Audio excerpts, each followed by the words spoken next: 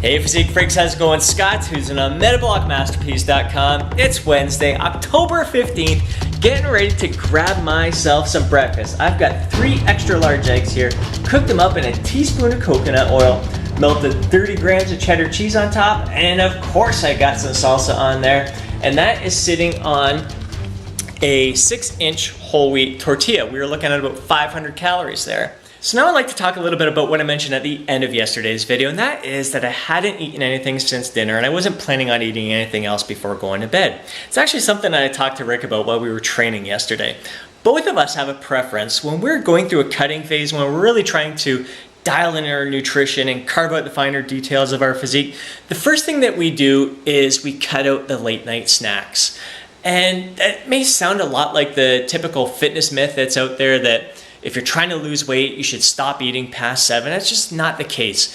The reason why we do that is because we like the way we feel first thing in the morning. We like waking up feeling light and feeling tight. Just it sets our mindset for the day, and it kind of makes a positive association with the process that we're going through.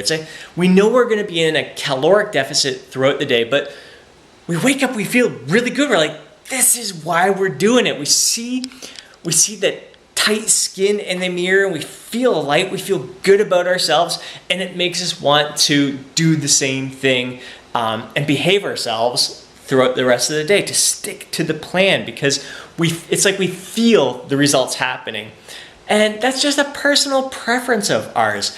It's not for everyone. We have a lot of friends who prefer to eat the bulk of their calories later on in the day. They prefer to get most of their carbs in later on at night. They find it helps them sleep better, and they wake up and they feel fuller, muscularly fuller, and that makes their skin feel nice and tight. So it's just a personal preference. When you see my videos, if you see that I don't eat anything past dinner, it's not because I'm abiding by some rule or anything like that. It's a preference of mine. I like the way I feel in the morning, and it sets the tone for my day. I would love to hear from you. Do you follow something similar? Do you cut out the snacks late at night when you're going through a cutting phase? What's the first change that you make in your diet when you're looking to burn some fat, tighten things up, and dial in your nutrition?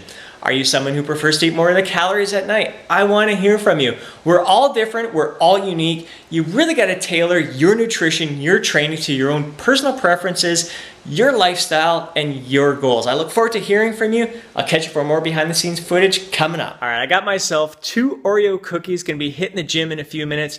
Just doing some abs, calves, and 10 to 15 minutes of intervals on the recumbent spin bike. I'll bring my tripod with me. I'm training on my own today, so hopefully I can get some decent workout footage for you. And I'll probably catch some of it, like maybe some of the calves I'll be able to catch on the phone here. So see what I get for you, and I'll catch up with you soon for, of course, I'll have a post-workout shake, the full strength shake, and get you some footage from our dinner this evening. Talk to you soon. Today I decided to perform a tricep for my abs, beginning with hanging knee raises. Now, if you followed some of my ab workouts before, you know that hanging knee raises place a little more emphasis on the lower abdominals, but you got to make sure that you're curling that pelvis, tilting it upwards, bringing those knees up towards your head. Notice how I'm really not swaying here. My body is under great control. I'm really trying to use my lower abs to help bring my legs upward. I'm not stopping with my thighs parallel to the ground like I see a lot of people doing. They're really working their hip flexors and not maximizing the benefits of this exercise. Now, I stop when I notice that my range of motion begins to shorten, or if there's any kind of swaying involved, because I know that I'd be getting other supporting muscles involved in the movement. And that is my cue to move on to the rollouts, the ab wheel or power wheel here. Notice how I begin the movement by dropping my hips, and then I start to roll the wheel outwards. So I start off by keeping that wheel underneath my shoulders. I lower the hips and then get a good stretch out. I'm not dropping hips at the bottom.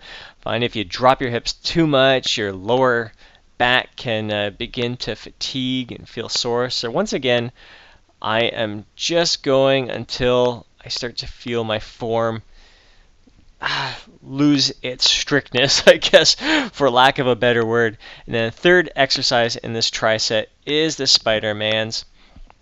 Trying to keep my hips down and just sweep my knees out to the elbow. And this felt phenomenal. Actually felt incredible. Way different than any other combination that I've had. I really felt it.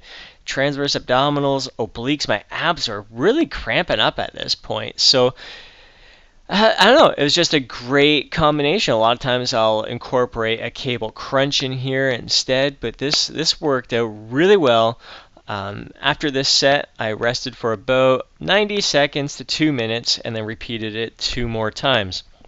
Then I moved on to my calves, and for calves it was all about enhancing that mind-muscle connection. So I began with just some single foot presses. I just had a 45-pound plate on the leg press machine here, and really just wanted to make sure I was contracting that calf. And I got this side camera angle to, just for myself personally, to make sure I'm seeing that calf contract and not just bunching up my feet, scrunching up my feet and getting tense behind the ankle like I usually do in the Achilles tendon. And here I'm seeing the muscles contract on the side as well. So this felt really good, really focused. It was a great pump. And then I moved on to the seated calf raises where I was doing 2 feet at a time. Again, I just put one plate on here and I was just working on the squeeze and then out of the bottom, making sure I'm contracting the calves right away. So really feeling that contraction immediately out of the bottom and then hold it at the top. It felt excellent. And then I did 15 minutes of HIIT on the stationary bike here, the recumbent spin bike. I'm just going to show you a little bit because the camera got a little bit, I couldn't control it all that much here. Felt fantastic, great workout, and had the shake afterwards. Just grabbing myself a light little snack before dinner. 20 Triscuits, so we're looking at about 180 calories. All right, dinner, having a little breaded tilapia and some homemade sweet potato fries. Nothing really on the fries, just baked them in the oven. And we are looking at about 400, maybe 450 calories here. 450? Yeah, cheap, 450. Yeah, you can. I think I can budget that for the day. You can budget that in there? Oh, yeah, pretty sure. 4,000 calories. That's good. Yeah, that's going to help you keep active. Yeah, I think my physique's looking pretty good. It's looking fine, Chief. It's looking fine. Legs are kind of skinny though. Yeah, you got a little skinny. Got to work on the skinny legs there. The quads need some help. Just start working. We can work on that, Chief. We can You work know, on like that. tries and thighs. Thighs, abs. So it's 10 o'clock, just got back from hockey. We won our game, feeling great, feeling energized. Usually takes me a little while to wind down, feeling a little hungry, a little bit thirsty. So I am just gonna grab myself a just a small bowl of Honey Nut Cheerios with 2% milk, drink some water, and just relax, watch a little bit of TV and hit the hay pretty soon. That's gonna put me under 2,000 calories, probably right around 1,900. So hit my targets, feeling really good, feeling excited, really excited to wake up, feeling lean, feeling light, feeling skin nice and tight. Actually feeling pretty tight right now. So really liking how I'm feeling and looking forward to seeing how the progress goes by the end of the week. I'm stoked, feeling really good, really glad that I'm dialing things in right now. I needed this challenge, I needed this accountability. 28 days, really grateful. I haven't talked much about this, but really leaning on the support of Tom Venuto's Burn the Fat Inner Circle as well. So I have a lot of friends in there, so I've been documenting my journey there as well on YouTube, in my own fitness communities, and it just, all the support, really put my goals out there, has been a big help to me right now. So I feel really driven, really excited, and I can't wait to see how my physique leans out over the next 28 days, well, less than 28 days now. I'm really looking forward to getting a DEXA scan. Actually, I was just watching Alberto Nunez, watching his DEXA scan again.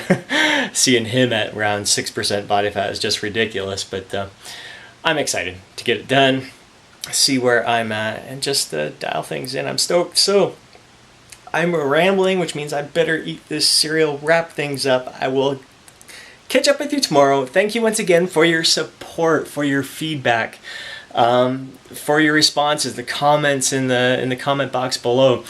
So I do look forward. Again, down below, comment about your eating habits. What are the things that what's the first thing that you change in your diet when you're looking to cut, looking to dial your nutrition in?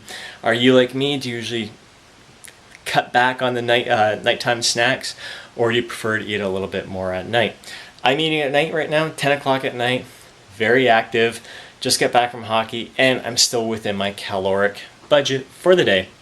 Rambling some more. Have yourself a great night. Sculpt a masterpiece.